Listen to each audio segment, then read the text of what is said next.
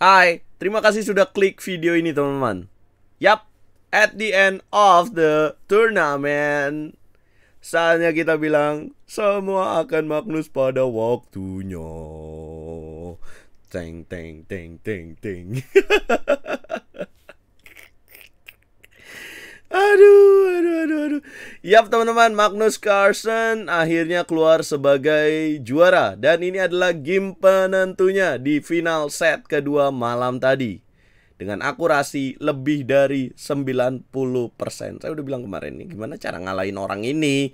Akurasinya kemarin 98%, dan di game ini 96,3%. Sementara Wesley So 89,2%.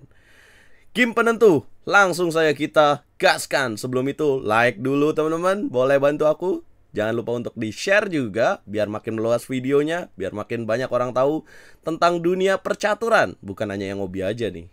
Nah, jangan lupa juga di-subscribe supaya channel RL Chess terus berkembang. Dan jangan lupa juga untuk nyalakan lonceng notifikasi supaya teman-teman gak pernah telat konten terupdate dari dunia percaturan dari RL Chess. Dan kalau kalian mau support, kalian bisa klik link di bawah ini dan bisa kirim super sticker teman-teman. Bisa lewat Dana atau GoPay. Terima kasih semuanya. Dan yap, Magnus Carlsen memulai dengan langkah D4.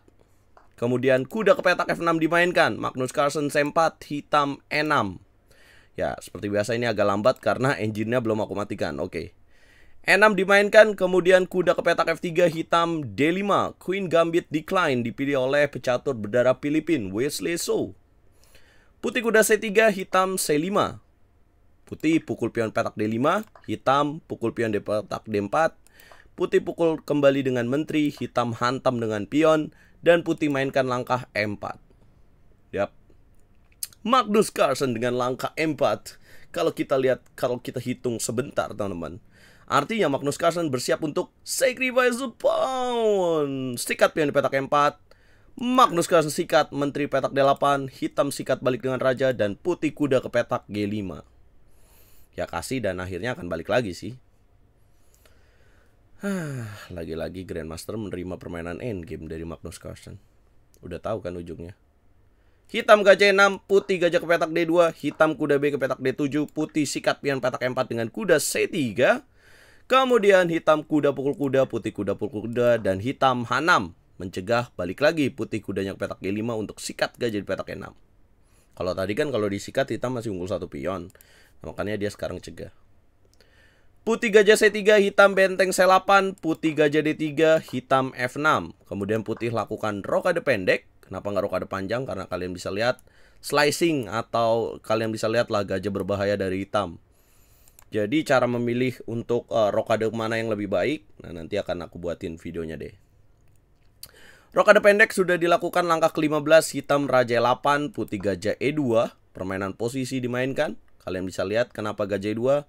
Tujuannya adalah untuk gajah ke petak H5 dan juga jalur D atau jalur E yang sudah terbuka. Gajah di D3 tadi ngalangin perkembangan dari benteng-bentengnya Magnus dong. Hitam raja F7, putih F4, kemudian hitam gajah C5. Boom! Setelah langkah gajah C5, kalian bisa lihat dong evolution barnya naik. Gajah C5 ini merupakan langkah salah dari Wesley So, membiarkan Magnus Carlsen bermain dengan pair of bishop dengan sepasang gajah. Dan ini permainan terbuka. Masih ingat teorinya kan? Ketika permainan terbuka kalian memiliki sepasang gajah, it's better than pair of knight. Ya, itu lebih bagus daripada sepasang kuda. Bagaimana cara Magnus lanjutkan? Benteng A ke petak D1 dimainkan, hitam kuda B6, Magnus gajah D4, hitam benteng ke petak A5, Magnus B4. Boom! Sacrifice the pawn kembali. Hitam tidak berani pukul pion petak A2 dan dia lebih pilih benteng D5. Ayah naon ya, what happened? If black take pawn on E2, anjay.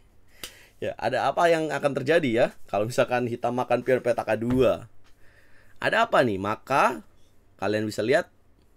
Yap, benar banget. Ada langkah gajah ke petak H5. Boom! Kalau G6 dimainkan, maka putih akan ada jawaban langkah brilliant F5. Desperado. Kalau dimakan gajahnya, maka makan gajah di petak E6.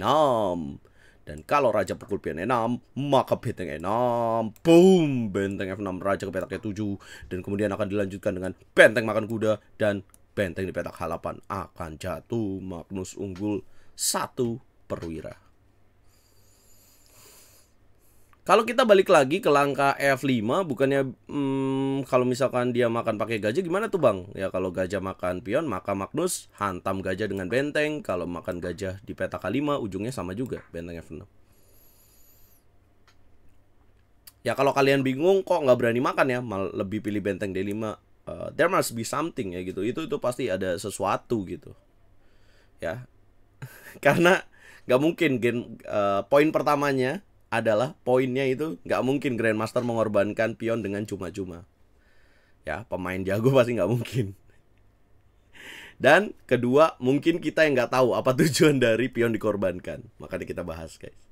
Nah, itulah kenapa hitam tidak berani memukul pion petak A2 dan lebih pilih benteng D5. Kemudian Magnus mulai menggunakan kekuatan dari gajahnya dengan gajah F3.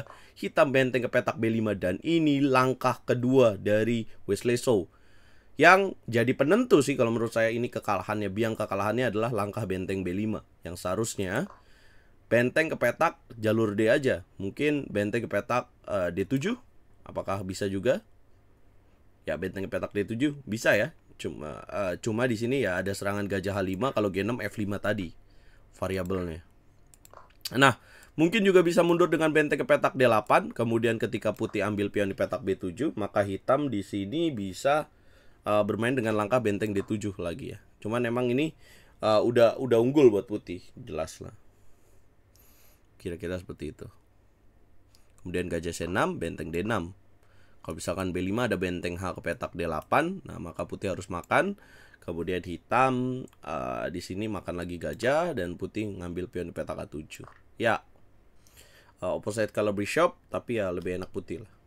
Ya lebih enak daripada ya it's better dengan pilihan lebih baik ini ya daripada pilihannya Wesley So dengan benteng ke petak B5.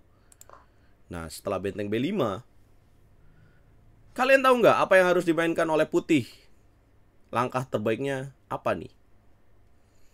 Yap, benar banget. Kunci bentengnya dengan gajah ke petak C5. Kemudian hitam mainkan langkah kuda ke petak A4. Oh ya, mungkin kalian penasaran ya, kalau misalkan putih ngambil pion B7 emang kenapa sih? Maka hitam akan mengambil pion petak B4 aja. Jadi tujuannya untuk oke, gua kasih lo 1 pion, tapi gue dapat lagi pion petak B4 gitu, supaya nggak rugi aja sih.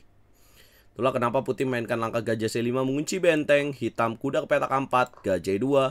Ya terpaksa benteng sikat gajah. Jadi 1 benteng ditukar dengan 1 gajah, 5 ditukar 3, jelas unggul putih ya. Kemudian kuda C3 dimainkan, putih gajah H5 skak, G6 dimainkan, putih benteng D3. Lihat kelincahan dari Magnus Carlsen. Kemudian hitam mainkan langkah gajah C4, ada skak dulu bos. Kemudian raja ke petak E6.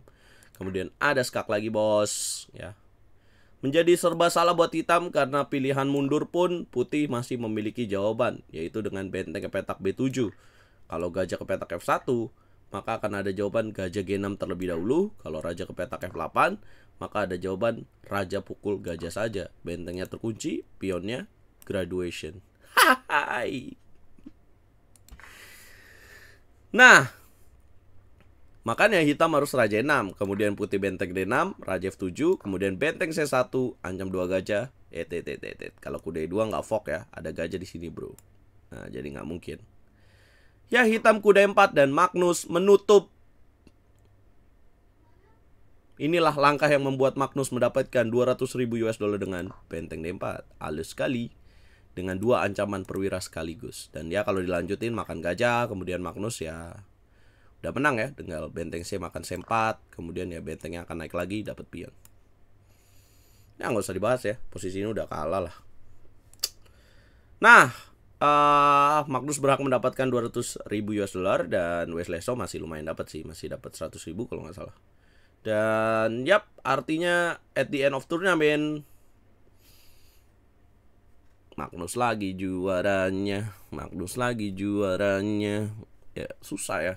Makanya kalau kita live, kalau ada Magnusnya doang pasti rame. Kalau nggak ada ya gimana ya. Ya, kemampuan Magnus ya kan? Magnus sekarang memegang titel juara dunia catur cepat dan catur kilat. Itu akan diuji next week teman-teman. Tanggal 26 Desember bakal ada kejuaraan dunia catur cepat dan catur kilat yang dimainkan di Samarkand, Uzbekistan. Sebenarnya aku pengen banget nih nonton ini nih. Cuman kemarin dipikir-pikir kalau aku coba gambling dengan biaya sendiri ke sana lumayan juga guys.